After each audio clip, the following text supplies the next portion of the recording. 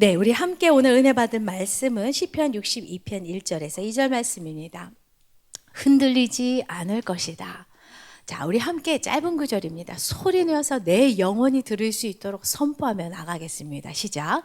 나의 영혼이 잠잠히 하나님만 바라며 나의 구원이 그에게서 나오는도다.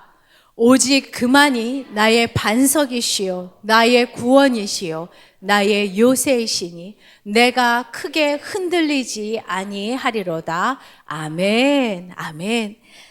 흔들리지 않을 것이다 라는 믿음의 선포, 오늘 귀한 우리 우성환 목사님을 통해서 그 은혜를 부어주실 텐데요. 우성환 목사님께 제가 늘 죄송한 마음이 있습니다. 제가 꼭 출타 중일 때 목사님을 모셔다 놓고 저는 없었던 관계로 정말 오랜만에 뵙는데요. 아까 축복송 할 때 절 째려보시는 것 같았었어요. 한 번도 목사님들께 제가 축복송 하면서 저렇게 째려보시는 것 같아서 순간 긴장했습니다. 정말 제가 신뢰할 만한, 같은 목회자지만 제가 참 존경할 만한 귀한 목사님이십니다. 좋은 나무 교회의 담임 목사님이시고 지금도 예수전도단에서 끊임없이 말씀 선포와 강의를 통해 또 후진들을 양성하고 계시는 귀한 목사님이십니다. 이 어둠의 세대에 정말 빛같이 밝은, 그리고 하나님의 영광을 가득 지니신 귀한 목사님을 세워주셔서 얼마나 감사한지 모르겠습니다. 한 가지만 더 말씀드리면 정말 하나님께서 특별히 사랑하시는 종들은 기막힌 공통점이 있다는 것이죠. 엘리사도 그랬고 우리 목사님도 그렇고 머리숱이 많지는 않으세요. 근데 이게 얼마나 제가 와 정말 하나님께 큰 사랑을 받으시는 분이구나. 우리 사랑하는 담임 목사님도 살짝 그러신 것처럼 반면에 저는 숱이 많습니다. 제가 그래서 이 목사님을 감히 따라갈 수 없는데요. 우리 귀한 목사님, 사랑하는 목사님, 우리 박수로 모셔드리도록 하겠습니다. 어느 날 갑자기 없어지더라고요. 그래서 아무튼 그렇습니다. 오늘 그 걱정에 관련된 또 생각에 관련된 얘기를 나눌 텐데 그냥 편하게 말씀 들으시고, 좀 걱정은 했어요. 이런 주제를 나눌 때 날씨가 비 오고 이러면 더 분위기가 그럴까봐 걱정했는데 날씨가 좀 괜찮아서 말씀 나누고 있다 기도하면서 함께 또 말씀 앞에 반응하는 시간 가지면 좋을 것 같습니다. 그 조지 웰튼이라고 하는 분이 걱정에 대해서 이런 글을 썼습니다. 우리가 하고 있는 걱정의 40% 정도는 절대로 일어나지 않는다고 합니다. 뭐 지구가 멸망하면 어쩌냐 뭐 이런 걱정이겠죠. 그리고 걱정의 30%는 이미 일어난 것에 대한 겁니다. 어떡하냐 라고 말하는 겁니다.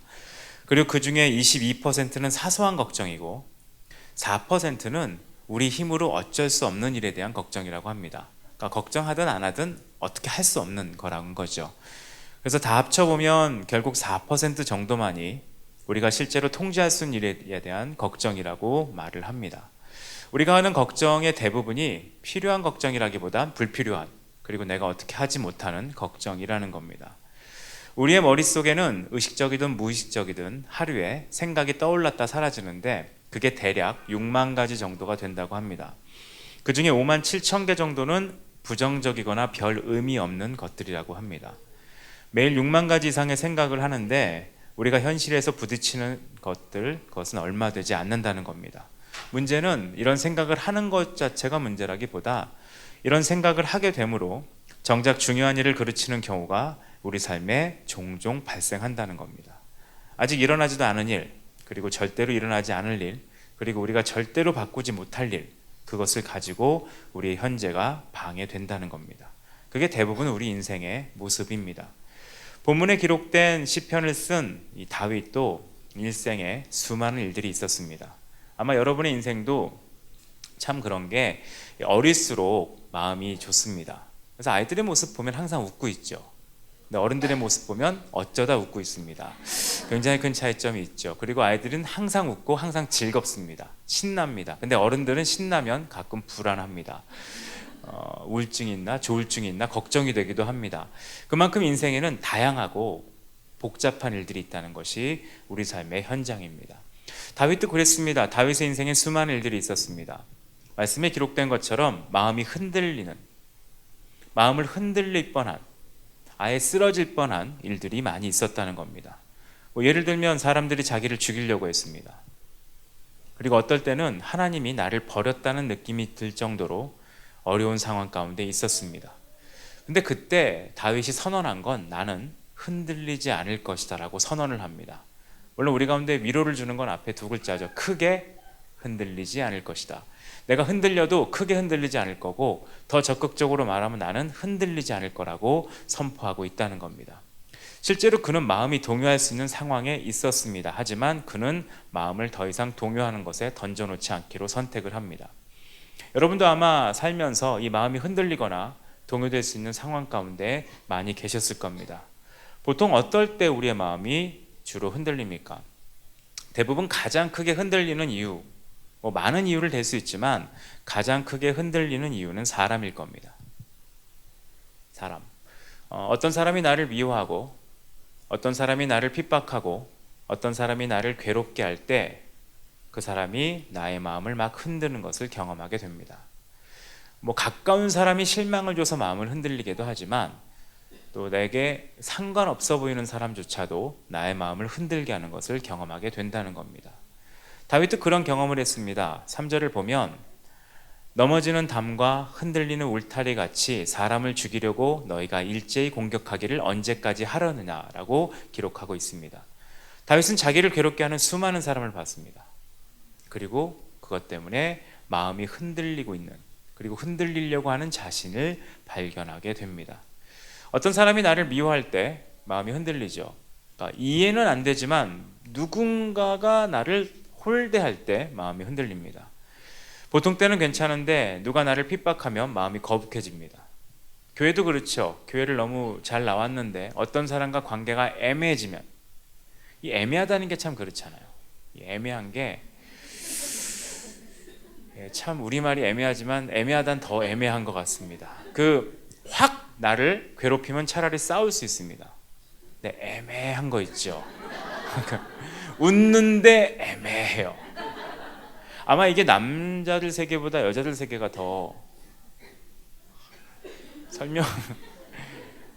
제가 아침마다 수영을 하는데 아줌마들끼리 알력이 있습니다.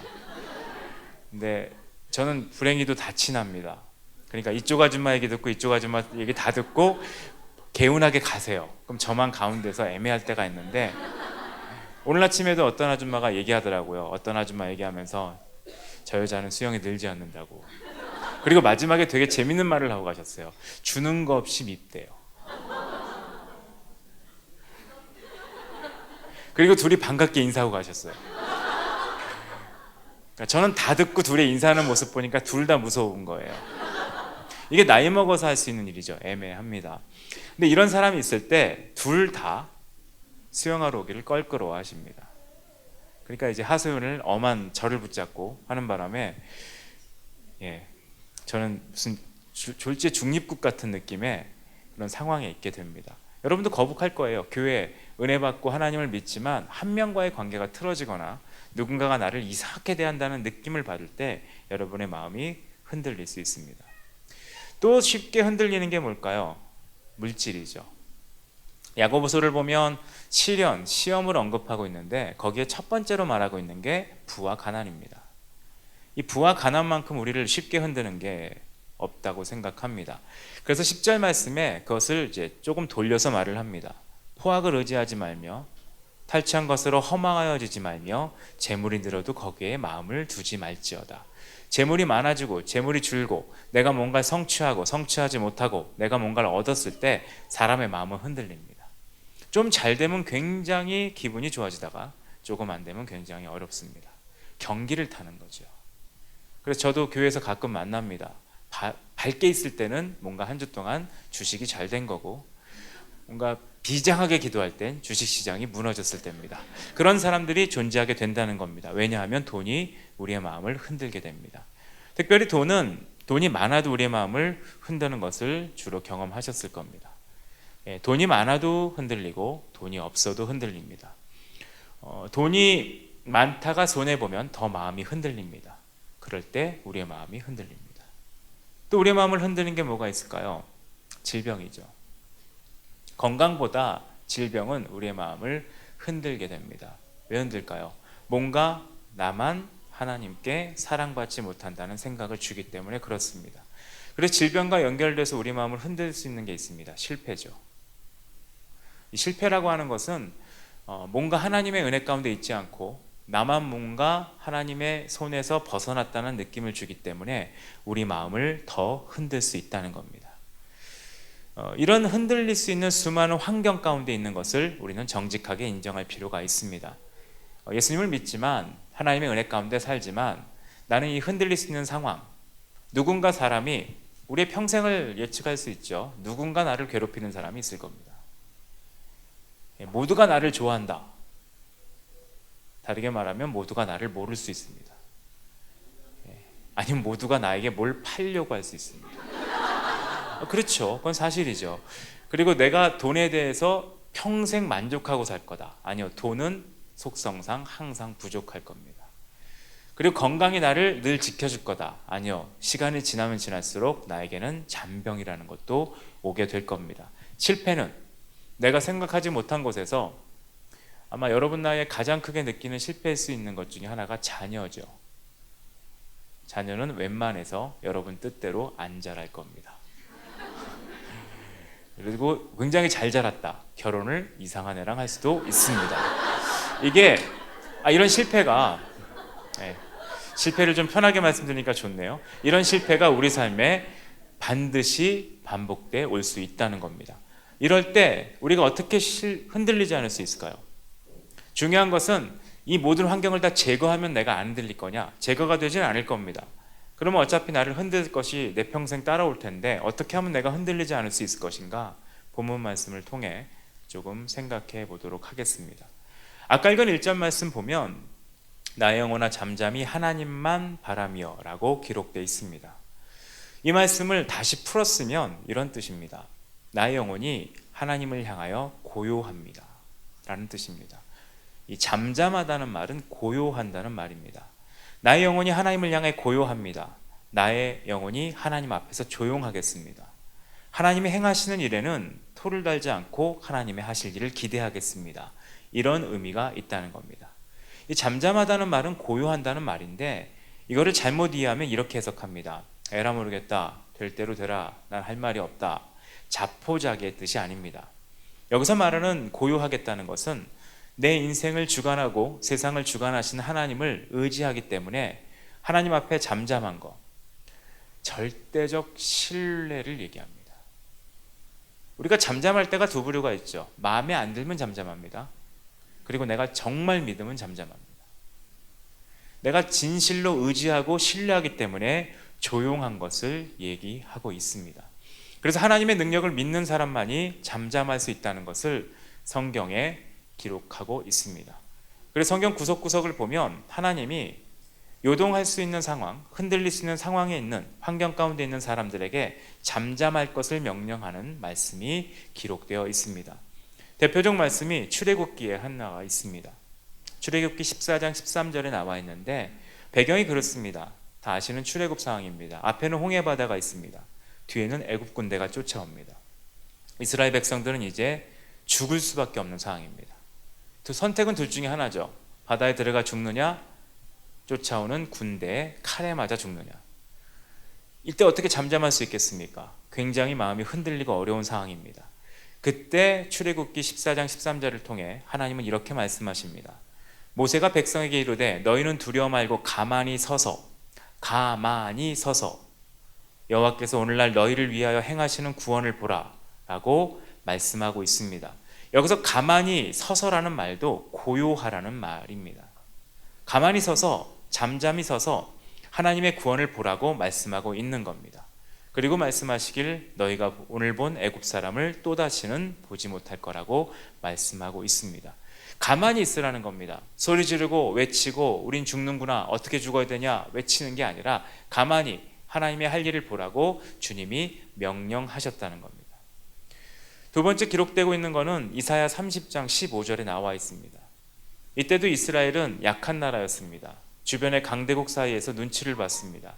힘이 없는 나라, 그런 나라의 특징을 보여주고 있습니다. 위태로운 상황, 국가가 어떻게 흘러갈지 모르는 상황에 이사야서 30장 15절에 이렇게 말씀합니다. 주 여호와 이스라엘의 거룩하신 자가 이같이 말씀하시되 너희가 돌이켜 조용히 있어야 구원을 얻을 것이요 잠잠하고 신뢰하여야 힘을 얻을 것이거늘 너희가 원하지 아니하고. 말씀이 굉장히 역설적이죠. 어떻게 기록되어 있습니까? 너희가 조용히 있어야 구원을 얻는다. 외치고 소리 지르고 막 해야 구원을 얻는 게 아니라 조용히 있어야. 그리고 뒤에 뭐라고 되어 있죠? 잠잠하고 신뢰하여야 힘을 얻을 거라고 얘기합니다. 소리 지르고 막 해서 힘을 얻는 게 아니라 잠잠하고 신뢰하여야. 그리고 앞에 강한 단어가 기록되어 있죠. 돌이켜. 너희가 지금까지 하던 모든 행동에서 돌이켜 조용히 잠잠해야 된다라고 말씀하고 있습니다. 근데 끝에는 좀 힘든 말이 기록되어 있죠. 너희가 원하지 아니하고.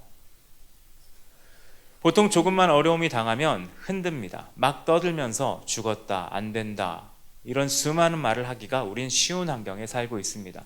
실제로 우리 언어 습관 자체가 그렇습니다. 우리는 어떤 분이 한국인의 문제 해결 방식에 대해서 얘기했죠. 우리는 대안을 제시하거나 답을 찾는 과정보다 한탄하고, 그러니까 감정을 푸는 거죠. 이 답을 찾는 과정보다 감정을 푸는 작용이 더 많기 때문에 누군가 불행해 있으면 실컷 슬픔을 표현하고 돌아서는 것으로 끝난다는 말을 많이 합니다. 그래서 전에도 한 말씀 드렸을 거예요. 우리나라 사람의 병문안은 병에 걸린 사람을 더 힘들게 할 때가 많습니다. 특히 이제 잘 모르는 사람이 병문안 오면 괜찮습니다. 먹을 것만 갖고 오니까. 근데 가까운 사람이 병문안 오면 실컷 울다 가십니다. 어떡하니로 마무리하시고 쐐기를 박는 말을 하죠. 네 가족은 어떡하니. 이미 죽을 거를 예언하고 돌아가십니다. 굉장히 무서워요. 왜냐하면 그게 우리 언어의 특징이에요. 큰일 났다. 굉장히 시끄럽다는 겁니다. 어떻게. 그리고 아무도 안 돕습니다. 이게 참 왜 그런지는 이유는 모르겠는데 우리에겐 그런 습관 같은 반응이 있다는 겁니다. 하지만 우리가 어려움을 당했을 때 먼저 반응하면 우리 마음은 더 요동합니다. 마치 그거와 똑같죠. 여러분이 잠이 안 옵니다. 밤에 눕습니다. 자야지. 못 자죠. 그러다가 스스로 얘기합니다. 너 왜 이래? 왜 안 자? 그럼 끝까지 안 잡니다. 그리고 큰일 났다, 새벽이다. 그럼 큰일 났습니다. 조용하지 못하는 성향이 우리 안에 있을 수 있다는 겁니다. 그때 우리가 해야 할 일이 있죠. 하나님 앞에서 잠잠해야 된다는 겁니다. 시편 46편 10절에도 나와 있습니다. 너희는 가만히 있어 내가 하나님 됨을 알지어다. 가만히 있으라는 말이 성경에 되게 많이 나옵니다. 막 움직여라, 반응해라, 이거만큼 가만히 있으라는 말을 우리 가운데 하신다는 겁니다. 그럼 어떻게 가만히 있을 수 있을까요? 아무것도 안 하고 자포자기한 것처럼 꼼짝도 안 하면 되는가? 이 가만히 있는 것에 대한 설명이 시편에 계속 나와 있습니다. 5절 6절을 보면 우리에게 중요한 말씀이 기록되어 있습니다. 중요한 글자 하나를 좀 보고 싶은 거죠. 5절 6절을 제가 읽어드리겠습니다. 나의 영혼아 잠잠히 하나님만 바라라. 무릇 나의 소망이 그로부터 나오는도다. 오직 그만이 나의 반석이시요 나의 구원이시여 나의 요새이시니 내가 흔들리지 아니하리로다. 여기 중요한 단어가 하나 있습니다. 글자죠. 중요한 글자가 하나 있습니다. 그건 만. 하나님 만. 한글 성경에는 4번 나옵니다. 이 만이. 근데 한글의 특징이죠. 이게 원래 성경은 6개가 나옵니다. 왜냐하면 뒤에 그만이 뒤에 반석 구원을 요새 그냥 붙여서 말했기 때문입니다. 원래대로 읽으면 하나님만 바라라 라고 되어 있고요. 오직 그만이 반석이시요 그만이 구원이시요 그만이 요새이시다 라고 하는 것이 맞는 번역이죠. 그리고 그만이 소망이시다, 이것까지 포함하는 겁니다. 하나님만이라는 겁니다. 제한적이죠. 이거를 우리가 좀 어쩌면 우리에게 익숙한 표현으로 바꿔서 말씀드려 보겠습니다. 하나님도. 야고보서에 비슷한 말이 있죠. 야고보서 의심하지 말라. 기도할 때 의심하지 말고 기도하라는 말씀이 1장에 나와 있습니다. 너희가 뭔가 기도할 때는 의심하지 말라. 그리고 그 의심하는 걸 뒤에 두 마음이라고 얘기합니다. 의심은 뭐냐 하면 의심한다는 말의 뜻은 저울을 양쪽을 재본다는 겁니다. 마음이 두 개라는 거예요. 왜냐하면 내가 의지하는 게 하나가 더 있는 겁니다. 야곱이 그랬어요. 야곱이 에서를 만날 때 야복강 근처에서 에서를 만날 때 얼마나 마음이 두려웠겠습니까? 두렵죠. 자기가 과거에 했던 일 있잖아요. 자기 쌍둥이 형의 모든 것을 가져갔던 동생입니다. 근데 형이 와요. 오는데 그냥 오지 않고 군사랑 옵니다. 죽을 수 있죠. 그때 야곱이 어떻게 하죠? 하나님께 기도합니다. 그리고 형에게 먼저 뭔가 물건을 보냅니다. 하나님도 의지하고 선물도 의지합니다. 그러니까 나중에 야복강에서 환도뼈가 부러지게 되죠. 환도뼈가 부러지면서 그가 어떻게 변하죠? 하나님만 바라보는 사람으로 조금 더 걸어가는 겁니다. 그는 그런 변화가 더디었던 딱 우리죠. 딱 우리의 모습을 보여주고 있습니다. 하나님도 바라는 게 아닙니다. 하나님만 바라보는 것이 우리가 흔들리지 않는 가장 중요한 기준이라는 겁니다. 근데 이게 말이 쉽지만 되게 어렵습니다. 왜냐하면 내가 하나님도 바라보기가 쉬운 게 우리 인생에 의지하고 우리가 신뢰하는 것들이 실제로 많이 존재하기 때문에 그렇습니다. 그때 우리는 하나님만 바라볼 수 있도록, 하나님만 붙잡을 수 있도록, 하나님만 의지할 수 있도록 우리의 생각을 바꿀 필요가 있습니다. 그러면 어떻게 하나님만 바라볼 수 있을까요? 그것이 8절에 나와 있습니다. 8절 말씀도 제가 읽겠습니다. 백성들아, 시시로 그를 의지하고 그의 앞에 마음을 토하라. 하나님은 우리의 피난처시로다. 우리 마음이 흔들릴 때 왜 흔들릴까요? 보통 내가 의지하는 것이 뜻대로 안 될 때 흔들립니다. 내가 하나님만 의지하기 때문에 흔들리는 게 아닙니다. 하나님도 의지하는데 하나님 말고 의지하는 게 뜻대로 안 될 때 우리 마음이 흔들려요. 그렇게 되어 있습니다. 그러니까 하나님만 의지하는데 내 인생에 흔들리는 것이 있기보다 하나님도 의지하지만 내가 또 하나 의지하는 것이 있는데 그게 내 원대로 되지 않을 때 내 마음은 흔들린다는 겁니다. 그때 하나님이 우리에게 주신 처방 같은 게 있습니다. 그게 뭐냐? 마음을 토하는 겁니다. 이 토한다는 것 자체가 참 놀라운 거죠. 내 마음이 요동하고 흔들릴 때 내 마음에 나를 요동하고 흔들리게 하는 걸 토하는 겁니다. 이게 몸의 그 특징하고 되게 유사합니다. 여러분이 음식을 먹고 여러분에게 안 받는 걸 먹었습니다. 혹은 소화하기 힘든 걸 먹었습니다. 아니면 잘못 먹었습니다. 너무 차가운 걸 먹었습니다. 급하게 먹었습니다. 몸이 요동합니다. 여러분 체할 때 속이 요동하죠. 막 꾹꾹거리고 난리가 납니다. 그때 가장 빠르고 가장 효과적인 처방이 뭐죠? 먹은 걸 토하는 겁니다. 우리 몸을 그렇게 만드셨어요. 끝까지 소화하도록 만드신 게 아니라 내가 너를 어떻게 먹었는데, 내가 쓴 돈이 얼마고, 내가 든 시간이 얼마고, 내가 몇 번을 너를 씹었는데 너를 그냥 내보내지 않겠다. 의지는 인정합니다. 아니요, 토해야 됩니다. 그래서 누가 토할 때 우리가 도와주잖아요. 막 등 쳐주고. 말립니까? 안 돼. 토한다는 거예요. 똑같습니다. 여러분을 흔들게 하는 게 있어요. 그게 여러분에게 소화가 되지 않아요. 여러분을 난리 나게 하는 게 있습니다. 그걸 어떻게 하라고요? 하나님 앞에 토해내라는 겁니다.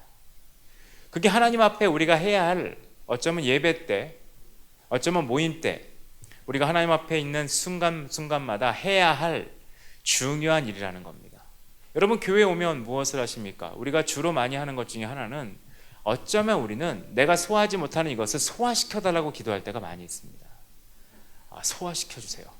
소화시켜주세요. 그래서 내가 하나님도 의지하지만 이것도 의지하고 살 수 있게, 내가 의지할 것이 많이 있어야 되지 않겠습니까? 주님을 의지하지만 주님을 의지하는 이유는 내가 의지하는 이것이 잘 되기 위해서인데, 하나님 이것도 잘 되게 해주세요. 그렇게 간구할 때가 더 많이 있을 수 있습니다. 근데 우리가 주님 앞에 올바른 태도를 갖는다면, 하나님 이것은 내가 의지하는 거였습니다. 그러니까 내가 소화가 안 됩니다. 나를 요동하게 합니다. 주님 이 모든 것을 토해 놓습니다. 주님 내가 하나님만 의지할 수 있도록 이 모든 것에 대한 의지함을 나에게서 떠나게 해주세요. 이게 우리가 해야 될 반복적인 기도라는 겁니다. 이게 성경 전체의 맥락이죠. 돈이 있냐 돈이 없냐, 더 중요한 걸 성경은 말을 합니다. 돈을 위해 살지 마라. 성공하냐, 성공하지 않냐, 성경은 더 중요한 걸 얘기합니다. 성공을 위해 살지 마라. 사람에게 우린 잘해야 됩니다. 하지만 사람을 의지하지 마라. 자녀를 우리는 하나님의 뜻대로 양육해야 됩니다. 하지만 자녀를 위해서만 살지 말라. 그리고 자녀를 나의 자랑, 나의 명예로, 나의 의지할 기반으로 생각하지 마라. 성경의 가장 큰 핵심이라는 겁니다. 그렇기 때문에 우리가 주님 앞에 나올 때마다 내가 요동하고 있다면 주님, 이것을 주님 앞에 토해 놓습니다. 주님이 나의 피난처신데 내가 이 모든 것을 토해 놓습니다. 하나님, 나를 다시 내 속을 정결케 하셔서 하나님만 바라볼 수 있게 해달라고 우리는 모일 때마다 기도해야 됩니다. 저는 그것이 이 함께 드리는 예배의 목적이라고 생각합니다. 근데 이걸 남자들은 잘 못해요. 여기도 남자도 계신데, 남자들의 특징이 있죠. 남자들은 뭘 잘 못하냐 하면 실수를 잘 인정하지 못해요. 그래서 길을 모르는데 끝까지 가잖아요. 물어보면 되는데 안 물어봐요. 그리고 이상한 데 도착하고 홀로 화나 있어요. 누구에게 화났냐? 그것도 정확히 모르는데 화는 나 있어요. 왜냐하면 내가 바보짓 했다. 근데 옆에 여자는 알죠. 이 사람은 바보짓 한 지 몇 시간 됐다예요. 그러니까 이게 힘든 거거든요. 그래서 마음을 토해내라 그럴 때 웬만해선 잘 토하지 못해요. 그래서 남자 중에 토할 수 있는 사람은 대단합니다. 근데 여자분들은 마음을 토하는 걸 잘하실 수 있는 분들이에요. 그래서 여러분 삶에, 여러분 가정에, 여러분 주변에 있는 이 흔들리는 문제들을 하나님 앞에 고백하고 여러분을 요동케 하고 어지럽게 만들고 흔들게 하는 것을 기도로 토해버리는 일을 남자보다 여자분들이 훨씬 잘한다고 생각합니다. 여러분 이곳에 모여서 매주 하나님 앞에 토하십시오. 왜냐하면 매일매일 흔들릴 겁니다. 목사도 마찬가지입니다. 전 옛날에 목사하면 흔들림이 없는 사람일 거다. 그리고 정작 목사가 되니까 특별한 사람이 목사가 되지 않았구나 알았죠. 제 동기들 보니까 더 그렇더라고요. 흔들립니다. 그래서 목사들도 모여야 돼요. 모여서 서로 하나님 앞에 토하지만 자기들이 힘든 걸 토해야 되거든요. 서로. 근데 그런 분들이 있어요. 와가지고 늘 평안하대요. 스님 같아요. 어떻게 저렇게 평안하지? 스님 같아요. 요즘 불공이 되시나 봐요. 막 이상한 얘기를 아침에 천배하셨어요. 물어보고 싶은 분들이 있는데 우린 요동합니다. 그때마다 부끄러워하지 말고 하나님 앞에 토하는 모습을 여러분이 가질 필요가 있습니다. 9절 10절을 보면 이렇게 말씀되어 있습니다. 슬프도다 사람은 입김이요 인생도 속임수이니 저울에 달면 그들은 입김보다 가벼우리로다. 포악을 의지하지 말며 탈취한 것으로 허망하여지지 말며 재물이 늘어도 거기에 마음을 두지 말지어다. 무슨 얘기죠? 그가 마음을 토해내면서 한 얘기입니다. 사람, 입김이라는 거예요. 내가 사람을 의지하거나 사람을 신뢰할 게 아니라는 겁니다. 사람을 의지하던 사람들, 여러분 사람은 의지할 대상이 아닙니다. 사람은 내가 신뢰할 대상도 아닙니다. 그럼 어떤 대상일까요? 내가 그냥 신뢰해 줘야 되는 대상입니다. 되게 냉정한 거죠. 내가 사람을 의지할 때 아마 여러분들은 좀 다르실 거예요. 제가 아는 여러분 나이면 이렇게 부부가 모이면 이제 물어봅니다. 부인들에게 남편이 남입니까? 그럼 다 남이라고 얘기하세요. 여러분은 대답을 하지 마십시오. 근데 남자들에게 물어보면 부인이 남입니까? 남이 아니래요. 뭔가 슬픈 분위기가 흘러 있어요. 그럼 이제 여자분들에게 물어보죠. 아들이 남입니까? 아니래요. 이미 넘어간 거죠. 남자는 이미 찬밥으로 가긴 했지만 남편이든 아들이든 자녀든 누구든 내가 의지할 대상이라기보다 신뢰해줘야 되는 대상입니다. 이 선을 유지하는 게 쉽지 않기 때문에 하나님 앞에 늘 고백해야 된다는 겁니다. 그리고 말씀하고 있죠. 포악을 의지하지 말라. 포악은 어떻게 보면 능력입니다. 내가 뭔가를 성취할 수 있는 능력. 난 능력이 있다. 나는 힘이 있다. 난 가진 게 있다. 뭔가 할 수 있는 재능이 있다. 요즘 말로 할까요? 학력이 있다. 지위가 있다. 의지하지 말라는 겁니다. 왜냐하면 그것이 나를 만들어주지 않습니다. 특별히 이것을 의지할 때 열등감 같은 게 더 많아지기 쉬운 건 여러분 다 아실 겁니다. 탈취한 것으로 허망해지지 말라. 내가 뭔가 성취한 것이 있다. 허망해집니다. 왜 허망하죠? 그게 난 줄 압니다. 그리고 그게 내 진짜 모습인지 압니다. 그리고 그게 나의 삶의 가장 큰 안정감이라고 속는 겁니다. 그러지 않아야 된다는 겁니다. 그리고 재물이 늘어도 거기에 마음을 두지 마라. 재물이 늘면 하나님의 이유가 있는 것이지 내가 마음을 둘 것은 아닙니다. 재물이 줄면 상황과 환경이 어려운 것 뿐이지 하나님이 나를 버리신 것도 아닙니다.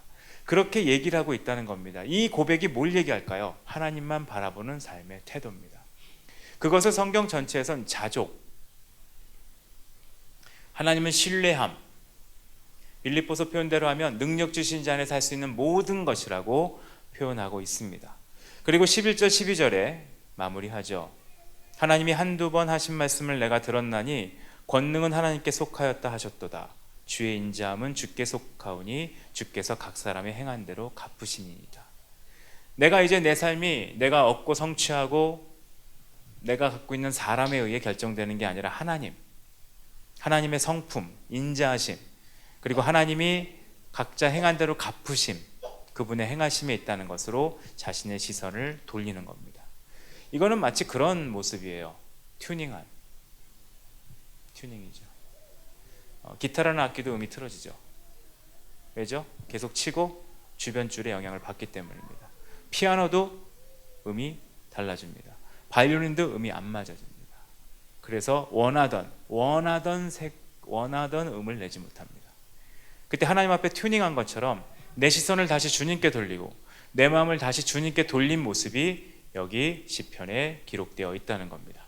여러분이 매일 모일 때마다 하셔야 될 일입니다. 내 마음을 다시 주님께. 이 요동하는 수많은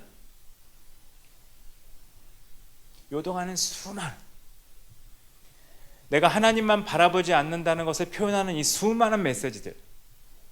난 주님만으로 못 살아요. 난 모두 있어야 살아요.